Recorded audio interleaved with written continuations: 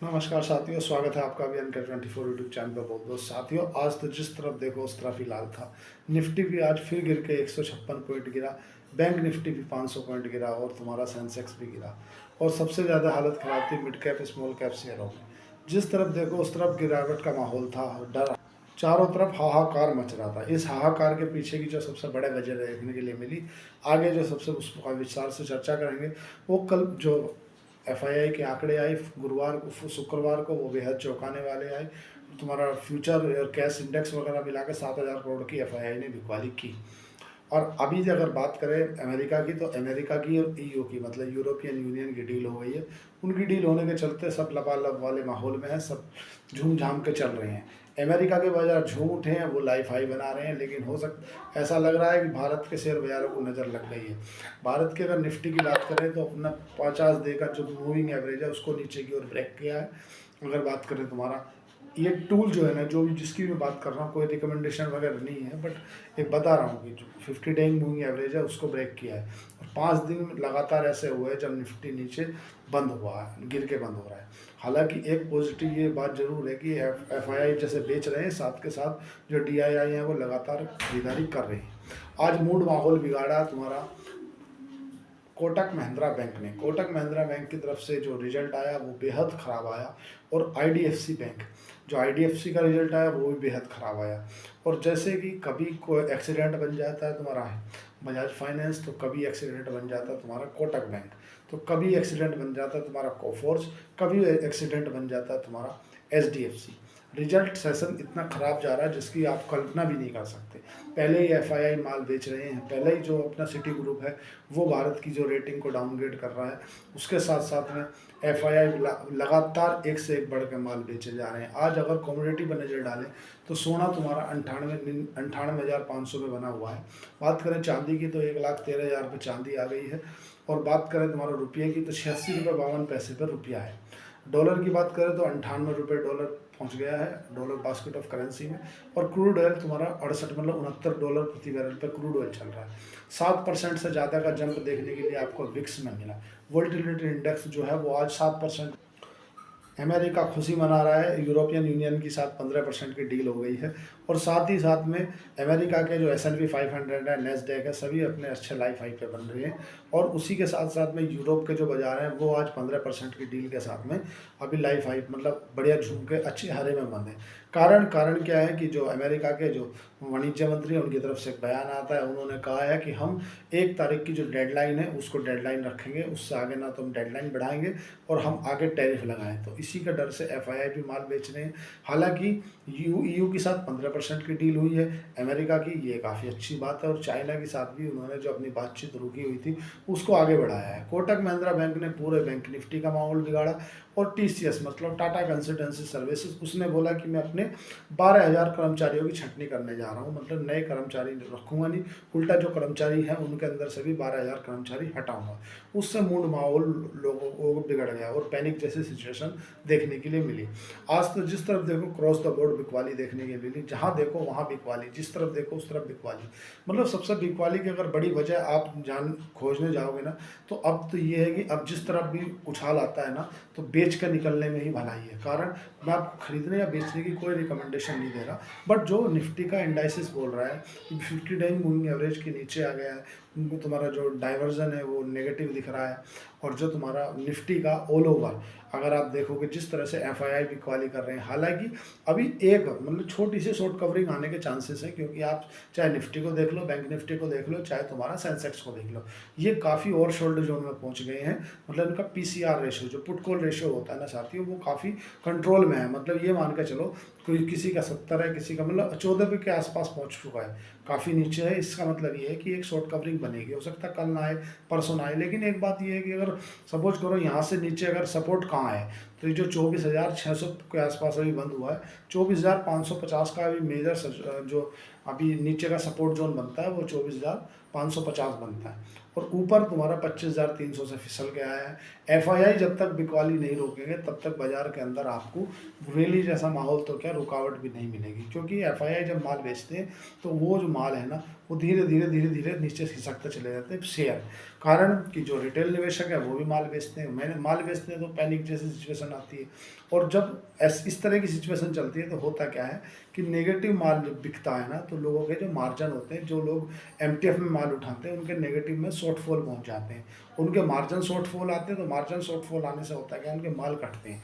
जब उनके माल कटते हैं तो बाजार और गिरता है, फिर जो नीचे जिसकी पोजीशन है वो रिस्क में आ जाती है, फिर और गिरता है। तो ऐसे ही बाजारों के गिरने का भी सेंटीमेंट चलता है, ऐसे ही बाजार जब ऊपर चढ़ते हैं तो भी सेंटीमेंट चलता है। कोई स्टॉक अगर 10% गिरा तो जिसकी 10% नीचे स्टॉक की पोजीशन रिस्क में थी, एमटीएफ वाली, मार्जिन ट्रेडिंग फंडिंग वाली, वो रिस्क में आ गई, उसका या तो माल कटेगा या तो पैसा देगा ब्रोकर को। पहले जैसा अब काम है नहीं, पहले आप बोल रहा था मेरा एजेंट निकला है, मैं चेक दे रहा हूँ, अब ये बैंक में जमा हो रहा है, थोड़ी देर से निकालेंगे। अब वो नियम नहीं चलता। अगर आप सुबह 5 बजे से पहले पहले आपने पैसा जमा कर दिया तो आपकी पोजीशन होल्ड हो जाएगी, नहीं तो आपकी पोजीशन स्क्वायर ऑफ हो जाएगी, चाहे जितना भी लॉस हो आपको। तो जब आपकी पोजीशन स्क्वायर ऑफ होगी तो जाहिर सी बात है स्टॉक का दाम नीचे आएगा, और स्टॉक का दाम नीचे आएगा तो मतलब जिसने तुमसे नीचे के भाव में खरीद रखा है उसकी पोजीशन नेगेटिव में पहुंच जाएगी, मतलब उसकी पोजीशन रिस्क में आ जाएगी, और उसकी पोजीशन रिस्क में आ जाएगी मतलब फिर उसको माल बेचना पड़ेगा या तो पैसा डालना पड़ेगा। तो बाजार का सेंटीमेंट ऐसे चलता है। इसीलिए तो बोलते हैं कि कभी बाजार में ओवर लेवरेज लेकर नहीं चलना चाहिए कि बाजार में, हालांकि एफएनओ और इंट्राडे करने की तो मैं बिल्कुल भी नहीं बोलता कि आप इंट्राडे और एफएनओ करें, लेकिन जिस तरह का बाजार है उस तरह के बाजार में तो बस जैसे भी है आप अपने आप को संभालें, अपने वित्तीय सलाहकार को पूछ के ही काम करें, क्योंकि बाजार बड़ा, समझ लो ये मान के चलो कि आप सोचो कि यहाँ से बाजार गिरेगा, वहीं से पिछली बार इसने 2 बार ऐसा किया कि 24,800 के बाद से रिकवरी आई, इस बार 24,800 के बाद और टूटा, ऐसा 5वां दिन है जो बाजार आज फिर टूटा है। जिसका आज एक्सीडेंट रहा कोटक महिंद्रा बैंक, रिजल्ट बेहद खराब। जो तुम्हारा सीडीएसएल है, सीडीएसएल के रिजल्ट बेहद खराब, सीडीएसएल स्टॉक क्यों टूटा इसीलिए। और जो आईएक्स है, इंडियन एनर्जी एक्सचेंज, वो आज आ गया तुम्हारा एफएनओ बैंक से बाहर। तो एफएनओ बैंक से बाहर आते के साथ ही आज फिर से उसमें गिरावट देखने के लिए मिली। मतलब आईएक्स तो समझ लो इतना वॉलेटिलिटी हो रहा है, समझ लो कभी 10% ऊपर, कभी 5% नीचे, 10% ऊपर, 5% नीचे, बड़े मतलब गंभीर सिचुएशन चल रही है अभी बाजार के अंदर। बात करें भारत की डील की, तो भारत के जो वाणिज्य मंत्री हैं पीयूष गोयल, उनकी तरफ से कह दिया गया है कि हम डील वगैरह को लेकर के कोई भी, भारत को ऐसा नहीं कि हम डील को लेकर बाध्य हैं, हम जो भारत के लिए अच्छी बात चीज़ होगी हम तो ही डील करेंगे, अन्यथा हम नहीं करेंगे। अब बात अगर ये देखें सबसे ज़्यादा कौन बेहतर रहा तो पूना वाला फिनकोर में आज अच्छा मूवमेंट देखने के लिए मिला, रिजल्ट भी उसका काफ़ी अच्छा है। पेटीएम का अच्छा मूवमेंट रहा। तुम्हारा कुछ स्टॉक हैं इंडिविजुअल स्टॉक जो चल रहे हैं, लेकिन चल रहे हैं चुनिंदा ही, कुछ स्टॉक हैं जो ख़राब है। आज पूरे अगर ऑल ओवर सेक्टर देखोगे ना, पूरे सेक्टरों में केवल 2 सेक्टरों को अगर छोड़ दिया जाए, तुम्हारा एक तो है एफएमसीजी और दूसरा है फार्मास्यूटिकल, इन 2 सेक्टरों को छोड़ दो तो पूरे ऑल ओवर सेक्टर सभी गिरावट में। सबसे ज़्यादा खराब हालत खराब थी रियल्टी की।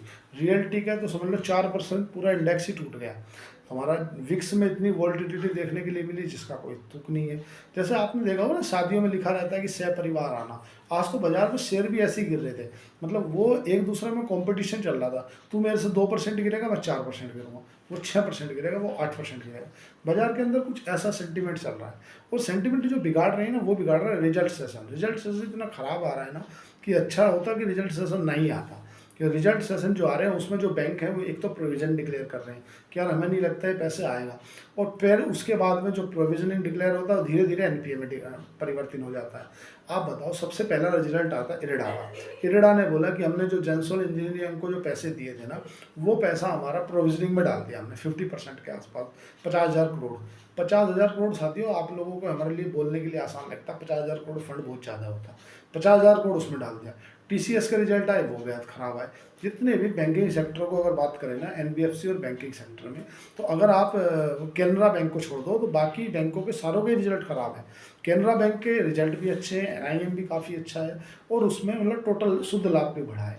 बाकी कैनरा बैंक को अगर आप साइड रख दो तो और कोई ऐसा बैंक नहीं जिसके रिजल्ट अच्छे आ रहे हो, जिसे देखने से ये आए कि मज़ा आ जाए। सारे स्टॉक एक से एक, मतलब एक कंपटीशन चल रहा है कि तू 2% गिरेगा तो मैं 4% गिरूँगा, वो 4% गिरेगा तो मैं 6% गिरूँगा। और ये हालत कब तक चलती रहेगी?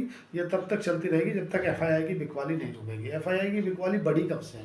बड़ी तब से है जो सिटी यूनियन ग्रुप ने इसको डिग्रेड किया भारत को बोला सिटी ग्रुप ने कि हमें लगता नहीं कि ये इस तरह से भारत की ईपीएस की अर्निंग जो आएगी वो आ सकती है। लग रहा है कि इस बार कम ईपीएस की अर्निंग रहेगी। अब कम रहेगी तो जाहिर सी बात है कि भारत के वैल्यूएशन टर्म में बाजार महंगे हो जाएंगे। महंगे हो जाएंगे तो जाहिर सी बात है एफआईआई की अपनी अपनी एक कंडीशन होती है कि यार हम उस बाजार में पैसा लगाएंगे कि नहीं लगाएंगे।